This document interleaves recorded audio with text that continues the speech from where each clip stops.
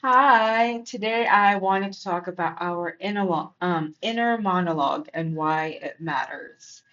I've been thinking about this for most of the day, and one of the most effective things to rewire our brain, whether you're going from like a negative inner monologue to wanting a more positive and nourishing one, is journaling. But what do I mean by inner monologue? So, for a real life example, my Okay, so a real life example is that I'm Filipino, and Filipinos tend to always talk or bring up the topic of body image. It's like one thing you can go to a Filipino family party and your aunt can say that, oh my gosh, you're getting fat. Or I think this goes and spans across a lot of cultures. I'm not sure if it happens in the Latino culture because my in-laws don't do it to me, but it's really that's a strong factor in like the older generations and Asian communities. I'm not sure if it happens in the younger generations, but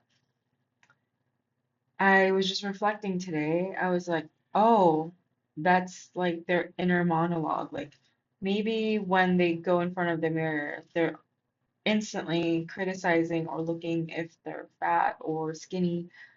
But that is just not the way that I see my body because I've been through so much, right? I've been through like lung cancer, I've been through like so much trauma and abuse, and I'm taking targeted therapy knowing that I've gained 40 pounds since treatment has started. And I've tried not to shame myself about it because a lot of those negative feelings will just make me sick.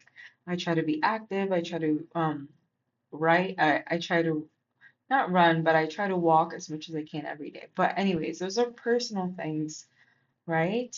And most of my aunties, I think, have been corrected either by me or cousins, and most of them have been good about it. But I think it just comes to say, like, oh, the realization of maturity that that is people's inner monologue, and that kind of makes me sad for them. And I think the importance of realizing that when people are projecting things to you, it's so important to realize, oh, that's that person's inner monologue. Because the way that I speak to people is I always speak life over other people, believing that that energy eventually will come back. For example, if I knew you in real life, I would most likely encourage you to go after your dreams or what makes you happy as much as I possibly can, because that's the only way I see to live life. Like, why should I criticize you and make you feel smaller, right? And that's also the way that I teach my students, my middle schoolers and my high schoolers, is I speak life over them in order to encourage them, not for them to boast, but to feel some type of confidence. And they'll pick up on that confidence and start running with it, right? In a good way, that they have the sense of agency on their own to do things. But when I try to spread out that good energy and like the good inner monologue, I hope that it heals people. But yeah, I think that it's just so important to work on our own monologue sometimes because I'm not perfect. And I find that the most grounding thing for me is my journal has helped me rewire my own perceptions of myself. Because before I started journaling, 3 years ago, I was full of shame.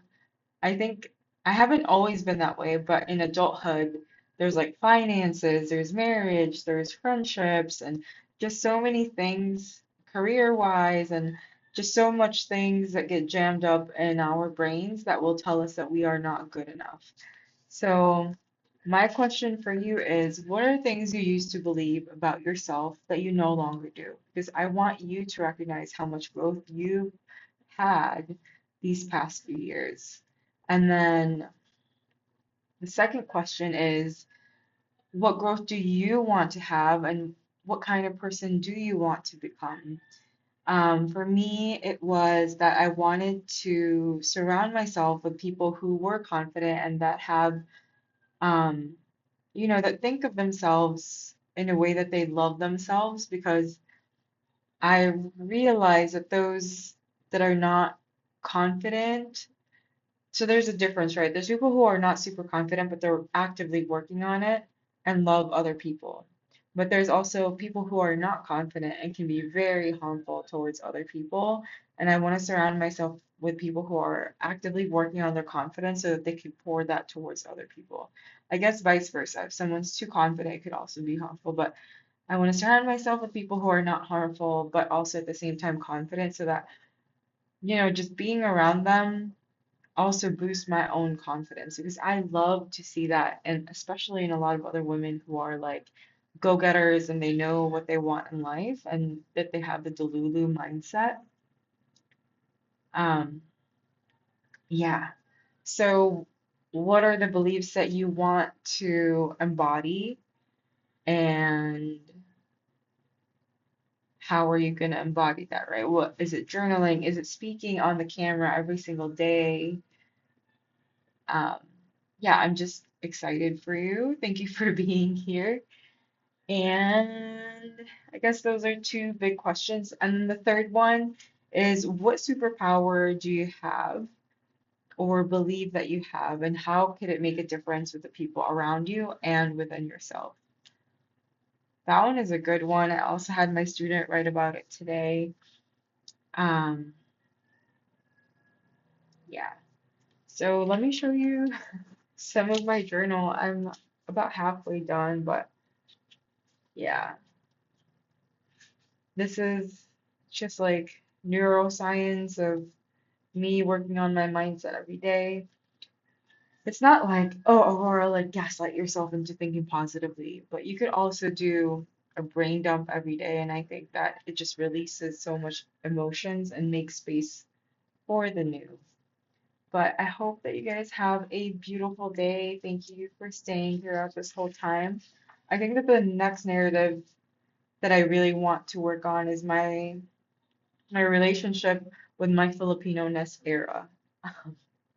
Because I feel like there's such a disconnect with like the way that I don't like the word diaspora, but the diaspora community with like the elderly of like the country that they left maybe 30, 40 years ago versus how the country is now. And that's still something that I'm very, very much reflecting on because Europeans and other foreigners come here and they have a different perception of the country. And I kind of want to dig into that because they're not bringing in baggage, right? But yeah, I'm just leaning towards more of like, of course, embracing my Filipino-ness, but with a modern perspective, more healed perspective. Thank you so much for listening. I will see you tomorrow. Bye.